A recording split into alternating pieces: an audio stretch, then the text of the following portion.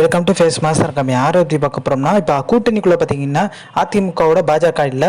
So இதுதான் time ஷோட்டு கொடநாடை இழுத்தாங்க. Edappadi பழனிசாமிக்கு எதிராக வந்து சசிகலா ஒரு காயின் நகர்த்தி பார்த்தாங்க. ஸோ இது ஒர்க் அவுட் ஆகும் நினச்சி பார்த்தீங்கன்னா இந்த காயின் நகர்த்தினதை கொஞ்சம் விரிவுபடுத்தலாம்னு சொல்லிட்டு சுற்றுப்பயணமாக போடலாம்ன்ற ஒரு எண்ணத்துக்கு பார்த்தீங்கன்னா சசிகலா வந்து வந்திருக்காங்க. ஸோ இதுக்கப்புறம் என்ன நடக்க போகுதுன்னா இப்போ பாஜகவில் பார்த்தீங்கன்னா தமிழிசை சவுந்தரராஜனுக்கும் அண்ணாமலைக்கும் ஒரு மோதல். ஸோ தமிழிசை என்ன சொல்லியிருக்காங்க, அதிமுகவோட கூட்டணி வச்சிருந்தா ஒருவேளை பார்த்தீங்கன்னா நாங்கள் தென்சென்னையில் ஜெயிச்சிருப்போன்ற மாதிரி பார்த்தீங்கன்னா ஒரு விஷயத்தை எடுத்து வைக்கிறாங்க. அதிமுகவோட கூட்டணி வச்சிருந்தா ஜெயவர்தன் தான் அங்கே நிற்கிறதுக்கான வாய்ப்பு இருக்கு, ஜெயவர்தன் தான் ஜெயிக்கிறதுக்கான வாய்ப்பு இருக்கு. அண்ணாமலை பார்த்தீங்கன்னா ஒரு முடிவு எடுக்கிறது தனித்து நின்று நம்மளோட பலம் தெரியும் சொல்லிட்டு ஸோ பலம் பார்த்தாங்க. 2ஆம் இடத்துக்கு வர முடிஞ்சு. ஸோ அதிமுக இடத்த பிடிக்க முடிஞ்சு. அவரோட ஸ்டாண்டே அதான். ஸோ எடப்பாடி பழனிசாமி பார்த்தீங்கன்னா பாஜக கட்சிக்குள்ள ஒரு பிளவு ஏற்படுத்தி விட்டாரு.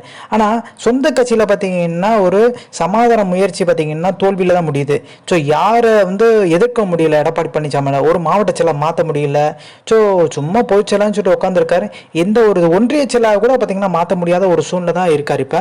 ஸோ இதை பயன்படுத்தி பார்த்தீங்கன்னா சசிகலா அவைத்தலைவரை அவர் பக்கம், அதாவது சசிகலா பக்கம் கொண்டு வந்து எப்படியா பொதுக்குழு கூட்டி எடப்பாடி பழனிசாமியை காலி பண்ணுன்றதுல உறுதியா இருக்காங்க. ஸோ இந்த இன்ஃபர்மேஷன் பிடிச்சா லைக்